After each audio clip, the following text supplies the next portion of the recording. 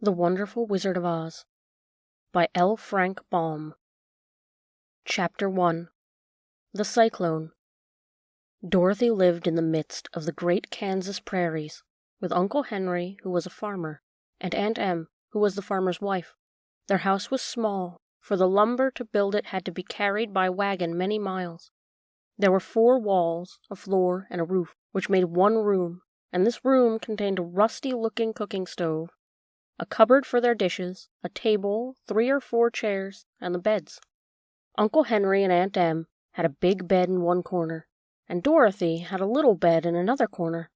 There was no garret at all, and no cellar, except a small hole dug in the ground, called a cyclone cellar, where the family could go in case one of those great whirlwinds arose, mighty enough to crush any building in its path. It was reached by a trap door in the middle of the floor, from which a ladder led down into a small dark hole. When Dorothy stood in the doorway and looked around, she could see nothing but the great gray prairie on every side. Not a tree nor a house broke the broad sweep of flat country that reached the edge of the sky in all directions. The sun had baked the plowed land into a gray mass, with little cracks running through it. Even the grass was not green, for the sun had burned the tops of the long blades until they were the same gray color to be seen everywhere. Once the house had been painted, but the sun blistered the paint and the rains washed it away, and now the house was as dull and gray as everything else. When Aunt Em came there to live, she was a young, pretty wife. The sun and wind had changed her, too. They had taken the sparkle from her eyes and left them a sober gray. They had taken the red from her cheeks and lips, and they were gray also. She was thin and gaunt, and never smiled now. When Dorothy, who was an orphan, first came to her, Aunt Em had been so startled by the child's laughter that she would scream and press her hand upon her heart whenever Dorothy's merry voice reached her ears, and she still looked at the little girl with wonder that she could ever find anything to laugh at. Uncle Henry never laughed. He worked hard from morning till night and did not know what joy was. He was gray also, from his long beard to his rough boots, and he looked stern and solemn and rarely spoke. It was Toto that made Dorothy laugh, and saved her from growing as gray as her other surroundings. Toto was not gray. He was a little black dog, with long silky hair and small black eyes that twinkled merrily on either side of his funny wee nose. Toto played all day long, and Dorothy played with him, and loved him dearly. Today, however, they were not playing. Uncle Henry sat upon the doorstep and looked anxiously at the sky, which was even grayer than normal. Dorothy stood in the door with Toto in her arms, and looked at the sky too. Aunt Em was washing the dishes. From the far north they heard a low wail of the wind, and Uncle Henry and Dorothy could see where the long grass bowed in waves before the coming storm. There now came a sharp whistling in the air from the south, and as they turned their eyes that way they saw ripples in the grass coming from that direction also. Suddenly Uncle Henry stood up. "There's a cyclone comin', Em," he called to his wife. "I'll go look after the stock," and he ran towards the sheds where the cows and horses were kept. Aunt Em dropped her work and came to the door. One glance told her of the danger close at hand. "Quick, Dorothy!" she screamed. "Run for the cellar!" Toto jumped out of Dorothy's arms and hid under the bed, and the girl started to get him. Aunt Em, badly frightened, threw open the trap door in the floor and climbed down the ladder into the small dark hole. Dorothy caught Toto at last and started to follow her aunt.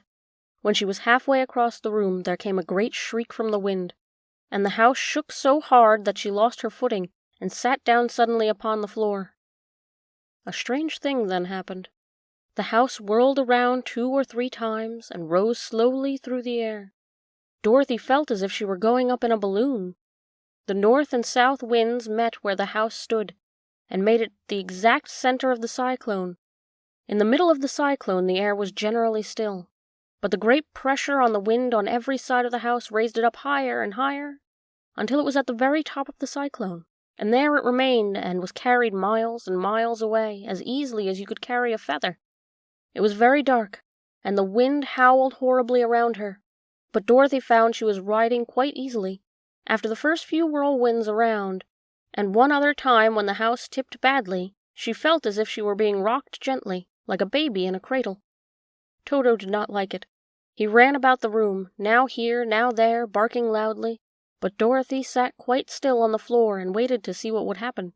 Once Toto got too near the open trap-door and fell in, and at first the little girl thought she had lost him, but soon she saw one of his ears sticking up through the hole, for the strong pressure of air was keeping him up so that he could not fall.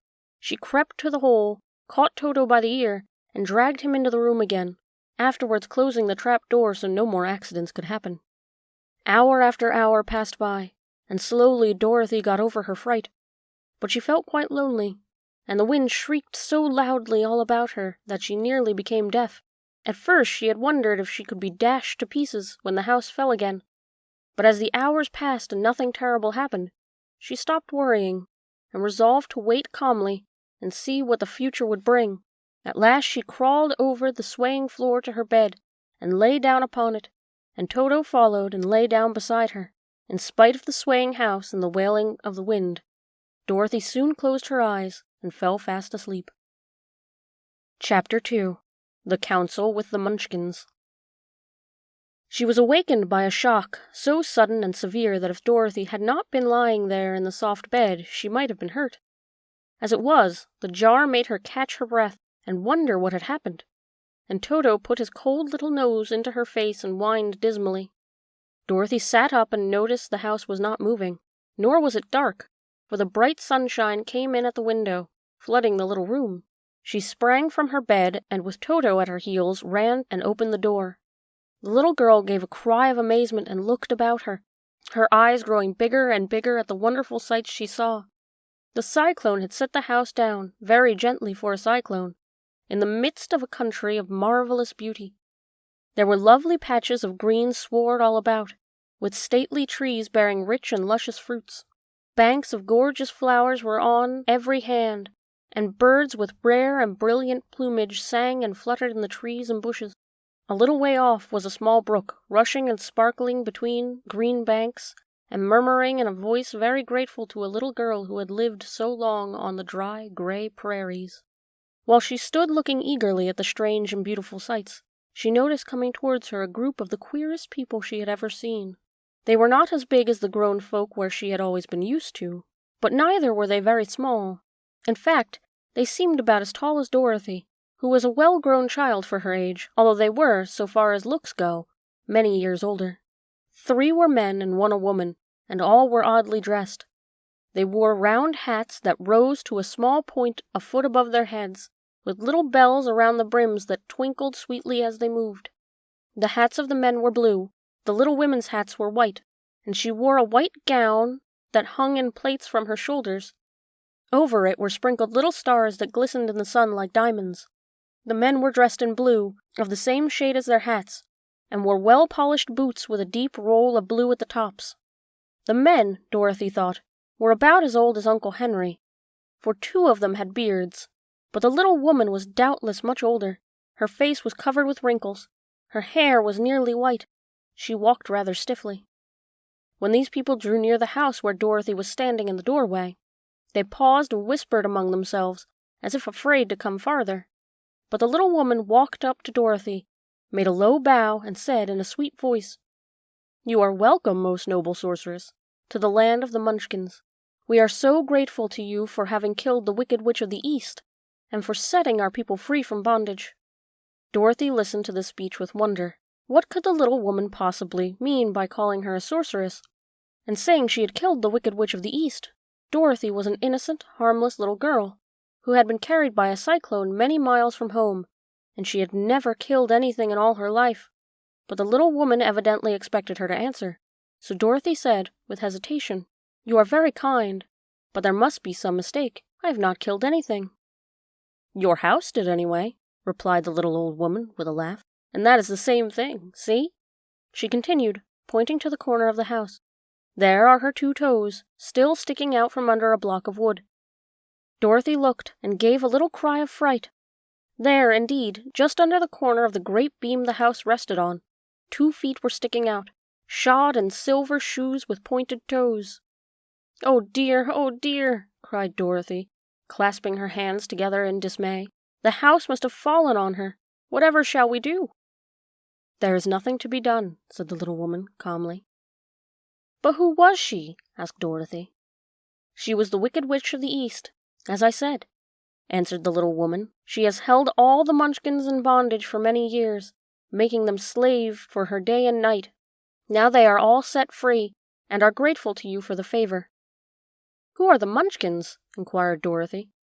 They are the people who live in the land of the East, where the Wicked Witch ruled. Are you a Munchkin? Asked Dorothy. No, but I am their friend, although I live in the land of the North. When they saw the Witch of the East was dead, the Munchkins sent a swift messenger to me, and I came at once. I am the Witch of the North. Oh, gracious! Cried Dorothy. Are you a real witch? Yes, indeed, answered the little woman, but I am a good witch, and the people love me. I am not as powerful as the Wicked Witch who ruled here, or I would have set the people free myself. But I thought all witches were wicked, said the girl, who was half frightened at facing a real witch. Oh, no, that is a big mistake. There were only 4 witches in all the land of Oz, and 2 of them, those who live in the North and the South, are good witches. I know this to be true, for I am one of them myself, and cannot be mistaken. Those who dwell in the East and West were indeed wicked witches, but now that you have killed one of them, there is but one wicked witch in all the land of Oz, the one who lives in the West. But, said Dorothy after a moment's thought, Aunt Em has told me that the witches were all dead, years and years ago. Who is Aunt Em? Inquired the little old woman.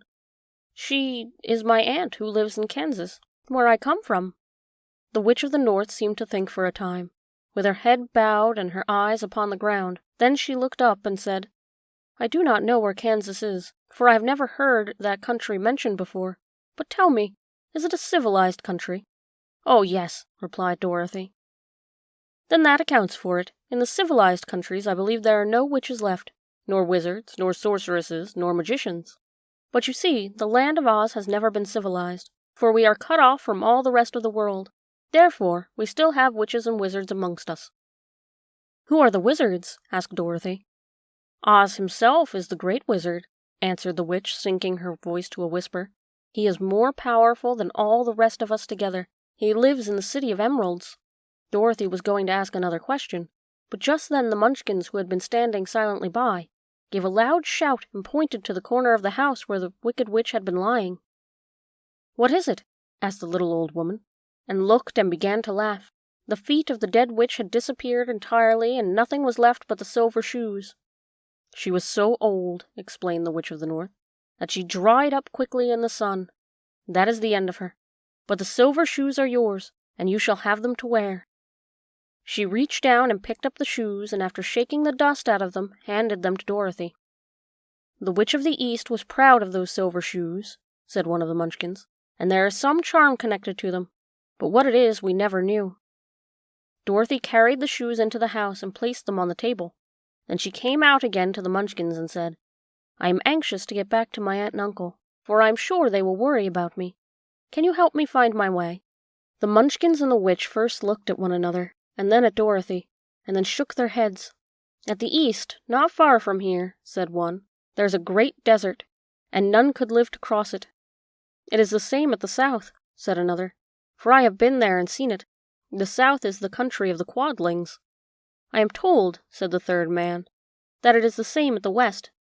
At that country, where the Winkies live, is ruled by the Wicked Witch of the West, who would make you her slave if you passed her way. The north is my home, said the old lady, and at its edge is the same great desert that surrounds this land of Oz. I am afraid, my dear, you will have to live with us. Dorothy began to sob at this, for she felt so lonely among these strange people. Her tears seemed to grieve the kind-hearted Munchkins, for they immediately took out their handkerchiefs and began to weep also. As for the little old woman, she took off her cap and balanced the point at the end of her nose, while she counted 1, 2, 3 in a solemn voice. At once the cap changed into a slate, on which was written in big white chalk marks, Let Dorothy go to the City of Emeralds. The little old woman took the slate from her nose, having read the words on it, asked, Is your name Dorothy, my dear? Yes, answered the child, looking up and drying her tears. Then you must go to the City of Emeralds. Perhaps Oz will help you. Where is this city? Asked Dorothy. It is exactly in the center of the country, and is ruled by Oz, the great wizard I told you of. Is he a good man? Inquired the girl, anxiously. He is a good wizard. Whether he is a man or not I cannot tell you, for I have never seen him. How can I get there? Asked Dorothy. You must walk. It is a long journey through a country that is sometimes pleasant and sometimes dark and terrible. However, I will use all magic arts I know of to keep you from harm. Won't you go with me? Pleaded the girl, who had begun to look upon the little old woman as her only friend. No, I cannot do that, she replied. But I will give you my kiss, and no one will dare injure a person who has been kissed by the Witch of the North. She came close to Dorothy and kissed her gently on the forehead. Where her lips touched the girl, they left a round, shining mark, and Dorothy found out soon after. The road to the City of Emerald is paved with yellow brick, said the witch. You cannot miss it. When you get to Oz, do not be afraid of him, but tell your story and ask him to help you. Goodbye, my dear. The three Munchkins bowed low to her and wished her a pleasant journey, after which they walked away through the trees. The witch gave Dorothy a friendly little nod, whirled around on her left heel 3 times, and straightway disappeared, much to the surprise of little Toto, who barked after her loudly enough when she had gone, because he had been afraid to growl while she stood by. But Dorothy, knowing her to be a witch, had expected her to disappear in just that way, and was not surprised in the least. Chapter 3. How Dorothy Saved the Scarecrow. When Dorothy was left alone, she began to feel hungry, so she went to the cupboard and cut herself some bread, which she spread with butter. She gave some to Toto, and taking a pail from the shelf, she carried it down to the little brook and filled it with clear, sparkling water. Toto ran over to the trees and began to bark at the birds sitting there. Dorothy went to get him, and saw such delicious fruit hanging from the branches that she gathered some of it, finding it just what she wanted to help out her breakfast. Then she went back to the house, and having helped herself and Toto to a good drink of the cool, clear water, she set out making ready for the journey to the City of Emeralds. Dorothy had only one other dress, but that happened to be clean, and was hanging on a peg beside her bed. It was gingham, with checks of white and blue, and although the blue was somewhat faded with many washings, it was still a pretty frock. The girl washed herself carefully, dressed herself in the clean gingham, and tied her pink sunbonnet on her head. She took a little basket and filled it with bread from the cupboard, lying a white cloth over the top. Then she looked down at her feet, and noticed how old and worn her shoes were. They surely will never do for a long journey, Toto, she said. And Toto looked up into her face with his little black eyes, and wagged his tail to show that he knew what she meant. At that moment Dorothy saw lying on the table the silver shoes that had belonged to the Witch of the East. I wonder if they will fit me, she said to Toto. They would be just the thing to take a long walk in, for they would not wear out. She took off her old leather shoes and had tried on the silver ones, which fitted her as well as if they had been made for her. Finally, she picked up her basket. Come along, Toto, she said. We will go to the Emerald City and ask the Great Oz how to get back to Kansas again. She closed the door, locked it, and put the key carefully in the pocket of her dress. And so, with Toto trotting along soberly behind her, she started on her journey. There were several roads nearby, but it did not take her long to find one paved with yellow brick.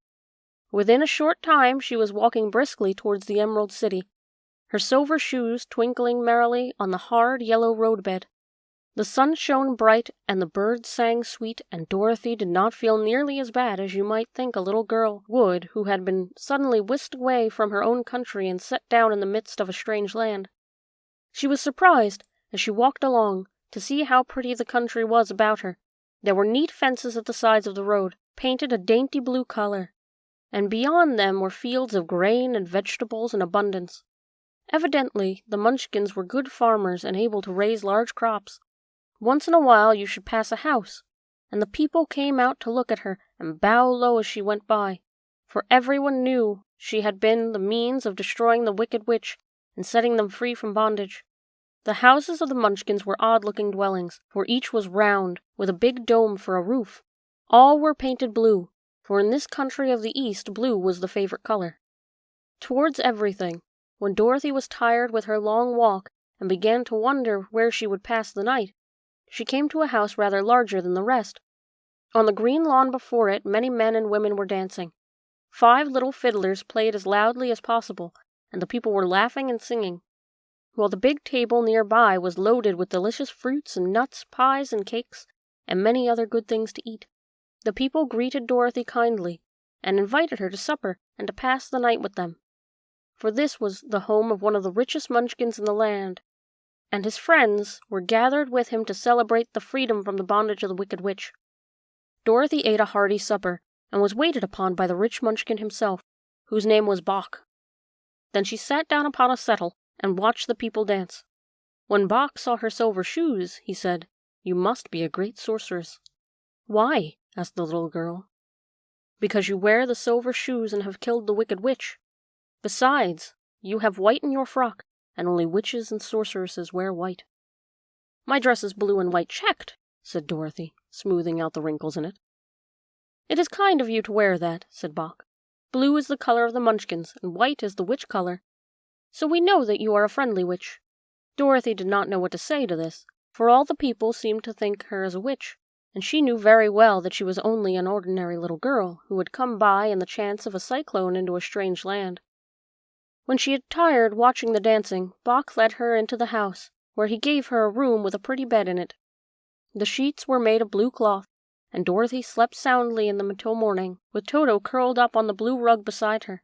She ate a hearty breakfast, and watched a wee Munchkin baby, who had played with Toto and pulled his tail and crowed and laughed in a way that greatly amused Dorothy.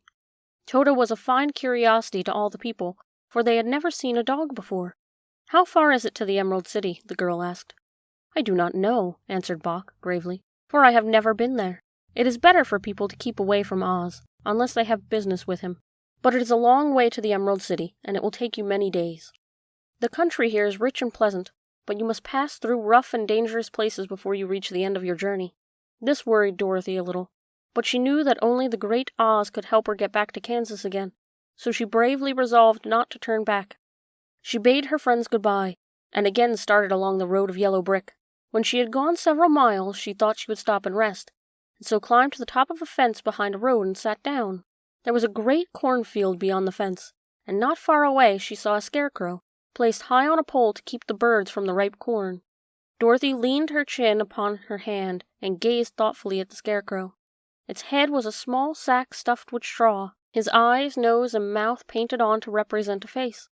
An old pointed blue hat that had belonged to some Munchkin was perched on his head, and the rest of the figure was a blue suit of clothes, worn and faded, which had also been stuffed with straw. On the feet were some old boots with blue tops, such as every man wore in this country, and the figure raised above the stalks of corn by means of a pole stuck up its back. While Dorothy was looking honestly into the queer painted face of the scarecrow, she was surprised to see one of the eyes slowly wink at her. She thought she must have been mistaken at first, for none of the scarecrows in Kansas ever wink, but presently the figure nodded its head to her in a friendly way. Then she climbed down from the fence and walked up to it, while Toto ran around the pole and barked. "Good day," said the scarecrow, in a rather husky voice. "Did you speak?" asked the girl in wonder. "Certainly," said the scarecrow. "How do you do?" "I'm pretty well, thank you," replied Dorothy politely. "How do you do?" "I'm not feeling well," said the scarecrow with a smile, "for it is very tedious being perched up here night and day to scare away crows." "Can't you get down?" asked Dorothy. "No, for this pole is stuck up my back. If you will please take away the pole, I will be greatly obliged to you." Dorothy reached up both arms and lifted the figure off the pole, for, being stuffed with straw, it was quite light. "Thank you very much," said the scarecrow, when he had been set down on the ground. "I feel like a new man." Dorothy was puzzled at this, for it sounded queer to hear a stuffed man speak, and to see him bow and walk beside her. "Who are you?" asked the scarecrow, when he had stretched himself and yawned. "And where are you going?" "My name is Dorothy," said the girl, "and I am going to the Emerald City to ask the great Oz to send me back to Kansas." "Where is the Emerald City?" he inquired, "and who is Oz?" "Why, don't you know?" she returned in surprise. "No, indeed, I don't know anything. You see, I'm stuffed, so I've no brains at all," he answered sadly. "Oh," said Dorothy, "I'm awfully sorry for you." "Do you think," he asked, if I go to the Emerald City with you, that the great Oz would give me some brains?" "I cannot tell," she returned, "but you may come with me if you like. If Oz will not give you some brains, you will be no worse off than you are now." "That is true," said the Scarecrow. "You see," he continued confidentially, "I don't mind my legs and arms and body being stuffed, because I cannot get hurt. If anyone treads on my toes or sticks a pin into me, it doesn't matter, for I cannot feel it. But I do not want people to call me a fool, and if my head stays stuffed with straw instead of with brains, as yours is, how am I ever to know anything?" "I understand how you feel," said the little girl, who was truly sorry for him. "If you will come with me, I'll ask Oz to do all he can for you." "Thank you," he answered gratefully. They walked back to the road. Dorothy helped him over the fence, and they started along the path of yellow brick for the Emerald City. Toto did not like this addition to the party at first. He smelled around the stuffed man as if he suspected there might be a nest of rats in the straw, and he often growled in an unfriendly way at the Scarecrow. "Don't mind Toto," said Dorothy to her new friend. "He never bites." "Oh, I'm not afraid," replied the Scarecrow. "He can't hurt the straw. Do let me carry that basket for you. I shall not mind it, for I can't get tired. I'll tell you a secret," he continued as he walked along. "There's only one thing in the world that I am afraid of." "What is that?" asked Dorothy. "The Munchkin farmer who made you?" "No," answered the Scarecrow. "It's a lighted match." Chapter 4. The Road Through the Forest. After a few hours the road began to get rough, and the walking grew so difficult that the Scarecrow often stumbled over the yellow brick, which were here very uneven. Sometimes, indeed, they were broken or missing altogether, leaving holes that Toto jumped across and Dorothy walked around. As for the Scarecrow, having no brains, he walked straight ahead, and stepped into the holes and fell at full length on the hard bricks. It never hurt him, however, and Dorothy would pick him up and set him upon his feet again, and he joined her in laughing merrily at his own mishap. The farms were not nearly so well cared for here as they were farther back. There were fewer houses and fewer fruit trees, and the farther they went the more dismal and lonesome the country became. At noon they sat down at the roadside, near a little brook, and Dorothy opened her basket and got out some bread. She offered a piece to the Scarecrow, but he refused. "I am never hungry," he said, "and it is a lucky thing I am not, for my mouth is only painted, and if I should cut a hole in it so I could eat, the straw I am stuffed with would come out, and that would spoil the shape of my head." Dorothy saw at once that this was true, so she only nodded and went on eating her bread. "Tell me something about yourself, and the country you came from," said the Scarecrow, when she had finished her dinner. So she told him all about Kansas, and how gray everything was there, and how the cyclone had carried her to this queer land of Oz. The Scarecrow listened carefully and said, "I cannot understand why you should wish to leave this beautiful country and go back to that dry, gray place you call Kansas." "That is because you have no brains," answered the girl. "No matter how dreary and gray our homes are, we people of flesh and blood would rather live there than in any other country, be it ever so beautiful. There is no place like home." The Scarecrow sighed. "Of course I cannot understand it," he said. "If your heads were stuffed with straw, like mine, you would probably all live in the beautiful places, and then Kansas would have no people at all. It is fortunate for Kansas that you have brains." "Won't you tell me a story while we are resting?" asked the child. The Scarecrow looked at her reproachfully and answered, "My life has been so short that I really know nothing whatever. I was only made the day before yesterday. What happened in the world before that time is all unknown to me. Luckily, when the farmer made my head, one of the first things he did was to paint my ears, so that I heard what was going on. There was another Munchkin with him, and the first thing I heard was the farmer saying, 'How do you like those ears?' 'They aren't straight,' answered the other. 'Never mind,' said the farmer. 'They are ears just the same,' which was true enough. 'Now I'll make the eyes,' said the farmer. So he painted my right eye, and as soon as it was finished I found myself looking at him, and at everything around me with a great deal of curiosity, for this was my first glimpse of the world." "That's a rather pretty eye," remarked the Munchkin who was watching the farmer. "Blue paint is just the color for eyes."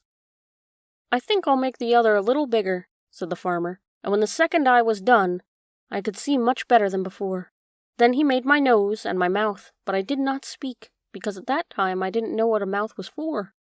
I had the fun of watching them make my body and my arms and legs, and when they fastened on my head at last, I felt very proud, for I thought I was just as good a man as anyone. "This fellow will scare crows fast enough," said the farmer. "He looks just like a man." "Why, he's a man," said the other, and I quite agreed with him. The farmer carried me under his arm to the cornfield, and set me up on a tall stick, where you found me. He and his friend soon walked away and left me alone. I did not like to be deserted this way, so I tried to walk after them, but my feet could not touch the ground, and I was forced to stay on that pole. It was a lonely life to lead, for I had nothing to think of, having been made such a little while before. Many crows and other birds flew into the cornfield, but as soon as they saw me they flew away again, thinking I was a munchkin, and this pleased me and made me feel that I was quite an important person. By and by the old crow flew near me, and after looking me carefully he perched on my shoulder and said, "I wonder if that farmer thought to fool me in this clumsy manner. Any crow of sense could see that you are only stuffed with straw." Then he hopped down at my feet and ate all the corn he wanted. The other birds, seeing he was not harmed by me, came to eat the corn too, so in a short time there was a great flock of them about me. I felt sad at this, for it showed that I was not such a good scarecrow after all.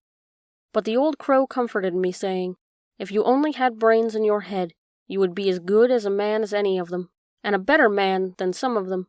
Brains are the only things worth having in this world, no matter whether one is a crow or a man." After the crows had gone, I thought this over, and decided I would try hard to get some brains. By good luck, you came along and pulled me off the stake, and from what you say, I am sure the great Oz will give me brains as soon as we get to the Emerald City. "I hope so," said Dorothy, earnestly, "since you seem anxious to have them." "Oh, yes, I am anxious," returned the Scarecrow. "It is such an uncomfortable feeling to know one is such a fool." "Well," said the girl, "let us go," and she handed the basket to the Scarecrow. There were no fences at all by the roadside now, and the land was rough and untilled. Towards the evening they came to a great forest, where the trees grew so big and close together that their branches met over the road of yellow brick. It was almost dark under the trees, where the branches shut out the daylight, but the travelers did not stop, and went on into the forest. "If this road goes in, it must come out," said the Scarecrow. "As the Emerald City is at the other end of the road, we must go wherever it leads us." "Anyone could know that," said Dorothy. "Certainly, that is why I know it," returned the Scarecrow. "If it required brains to figure it out, I never should have said it." After an hour or so the light faded away, and they found themselves stumbling along in the darkness. Dorothy could not see at all, but Toto could, and some dogs could see very well in the dark. And the Scarecrow declared he could see as well as by day. So she took hold of his arm, and managed to get along fairly well. "If you see any house, or any place where we can pass the night," she said, "you must tell me, for it is very uncomfortable walking alone in the dark."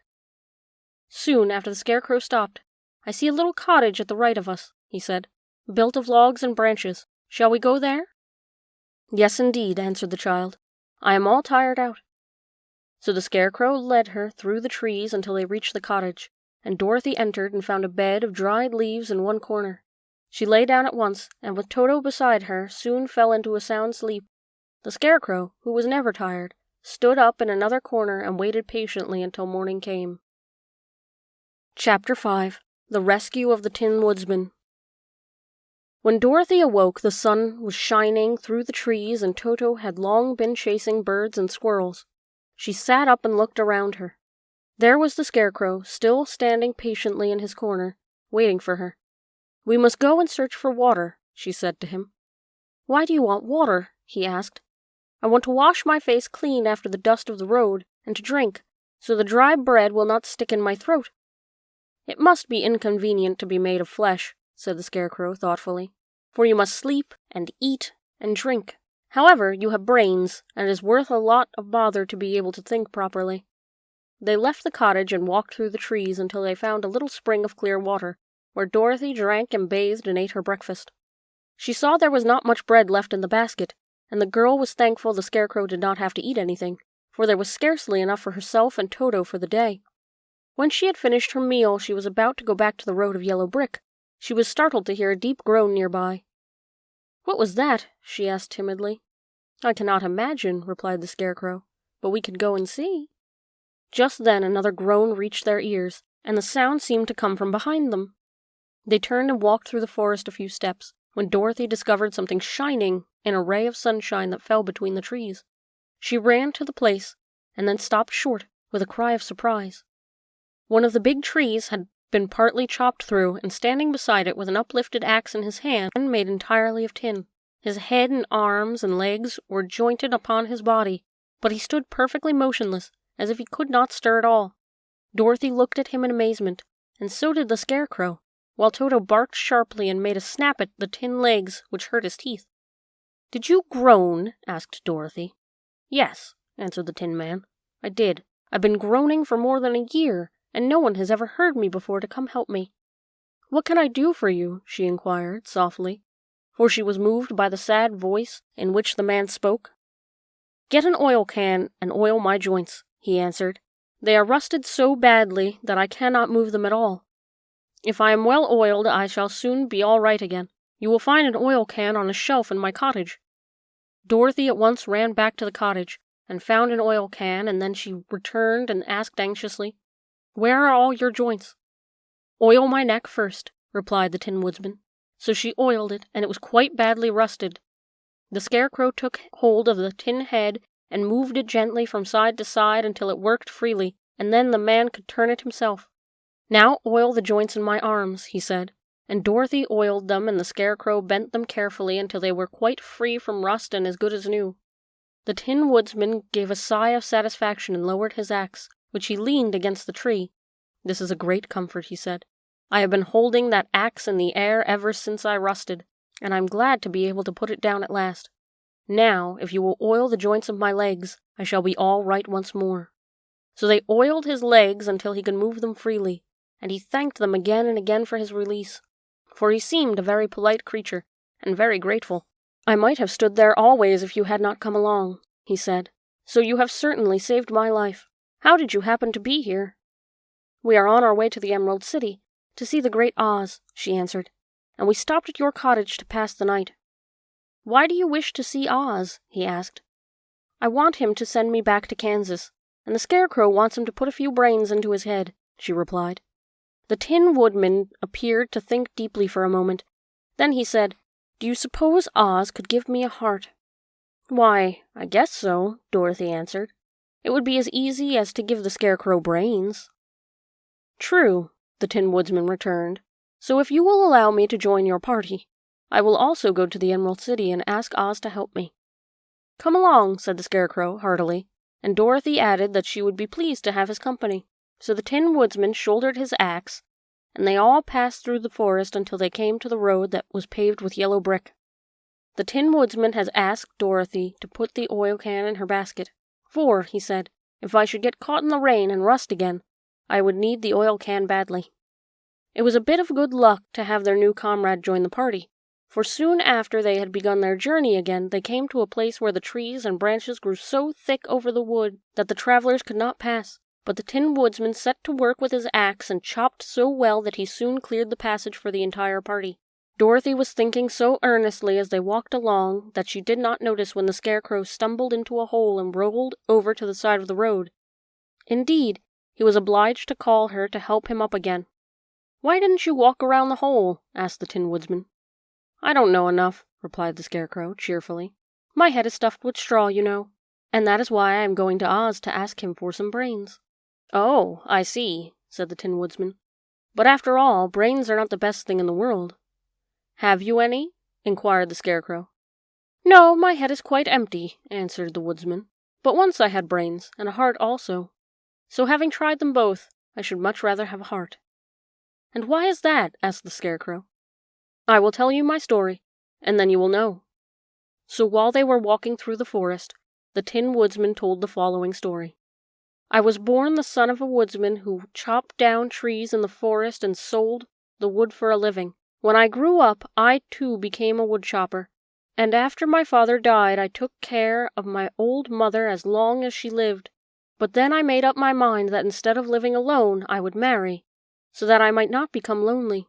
There was one of the Munchkin girls who was so beautiful that I soon grew to love her with all my heart. She, on her part, promised to marry me as soon as I could earn enough money to build a better house for her, so I set to work harder than ever. But the girl lived with an old woman who did not want her to marry anyone, so she was so lazy she wished the girl to remain with her and do the cooking and the housework. So the old woman went to the Wicked Witch of the East and promised her 2 sheep and a cow if she could prevent the marriage. Thereupon the Wicked Witch enchanted my axe, and when I was chopping away at my best one day, for I was anxious to get the new house and my wife as soon as possible, the axe slipped all at once and cut off my left leg. This at first seemed a great misfortune, for I knew a one-legged man could not do very well as a woodchopper, so I went to a tinsmith and had him make me a new leg out of tin. The leg worked very well once I was used to it, but my action angered the Wicked Witch of the East, for she had promised the old woman I would not marry the pretty Munchkin girl.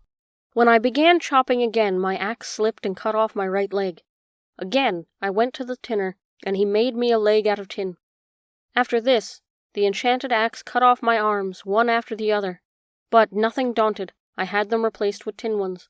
The Wicked Witch then made my axe slip and cut off my head, and at first I thought that was the end of me, but the tinner happened to come along, and he made me a new head out of tin. I thought I had been beaten by the Wicked Witch then, and I worked harder than ever. But I little knew how cruel my enemy could be. She thought of a new way to kill my love for the beautiful Munchkin maiden, and my axe slipped again, so that it cut right through my body, splitting me into 2 halves.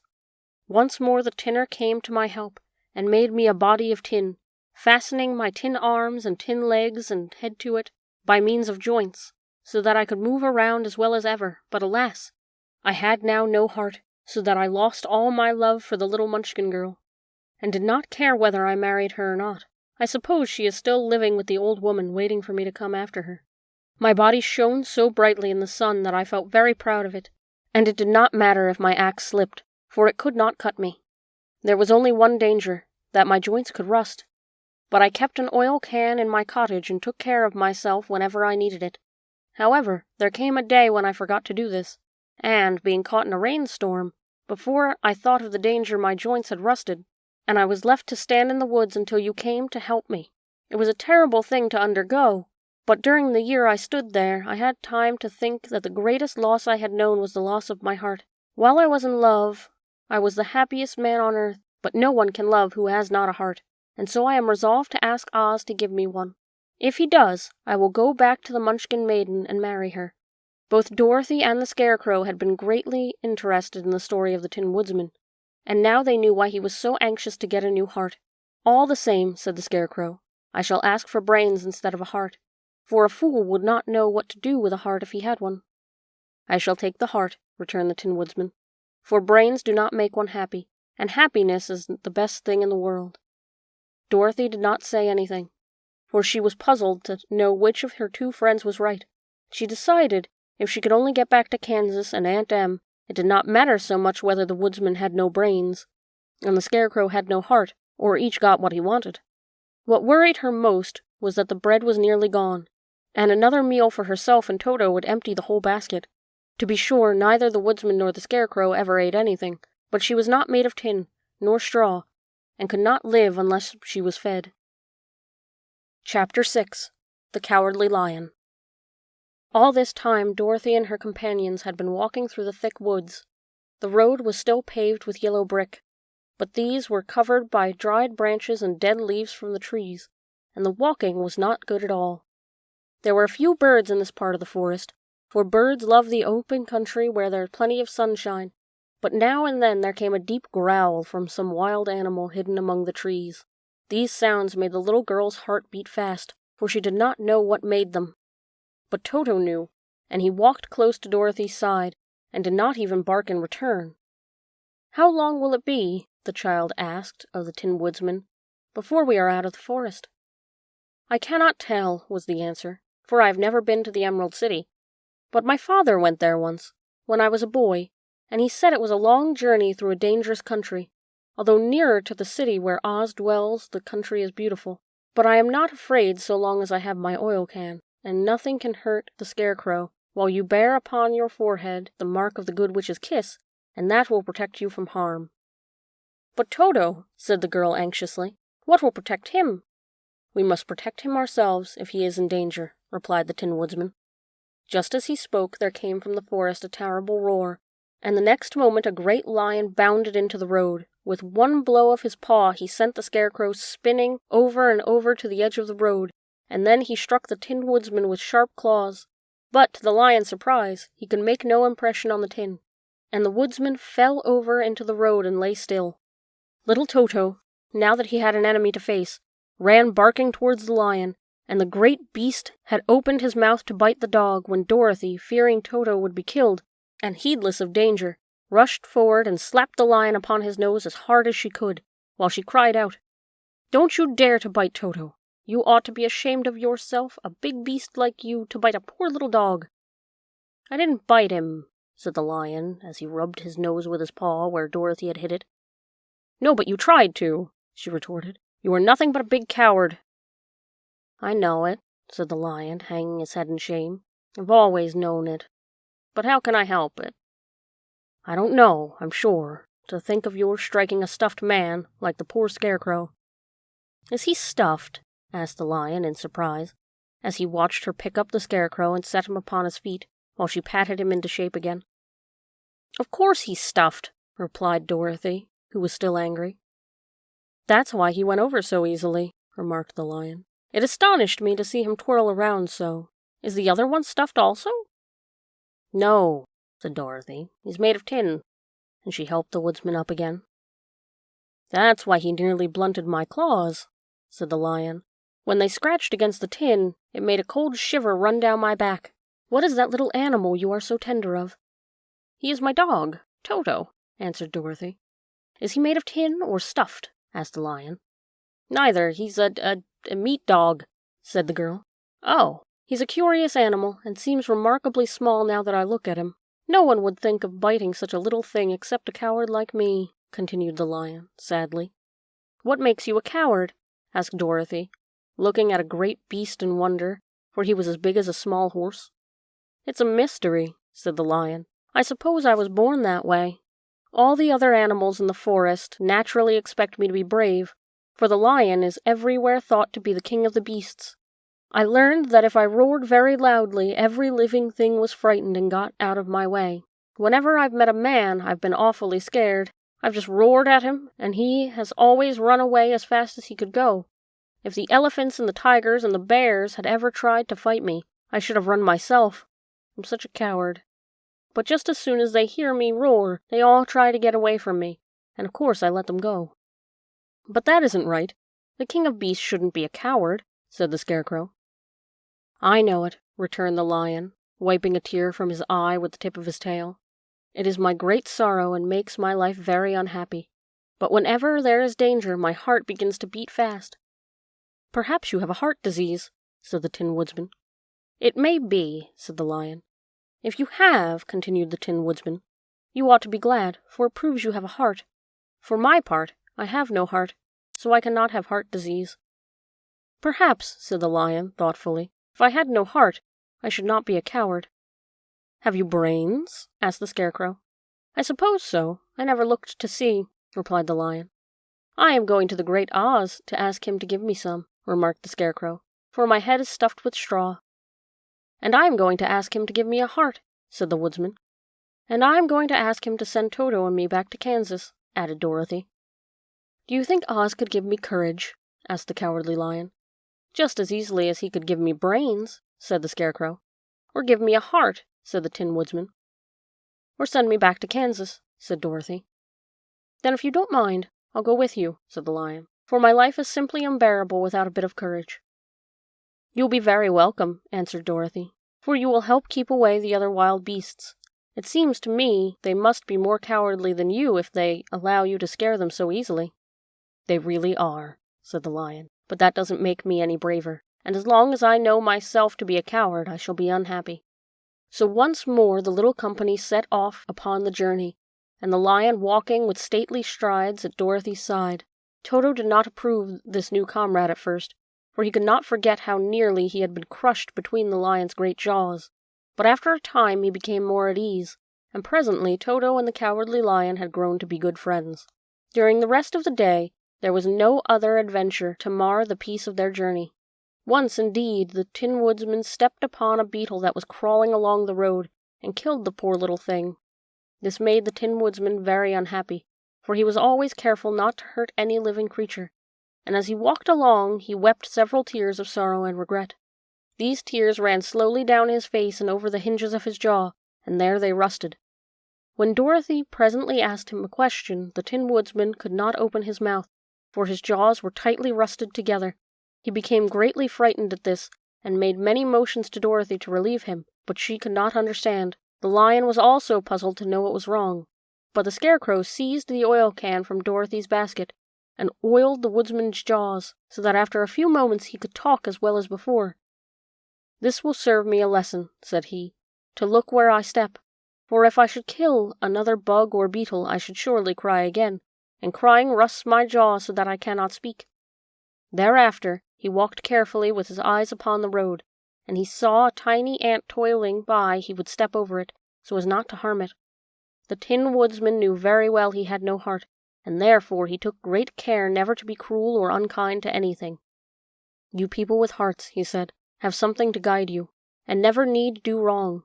But I have no heart, and so I must be very careful. When Oz gives me a heart, of course, I needn't mind so much."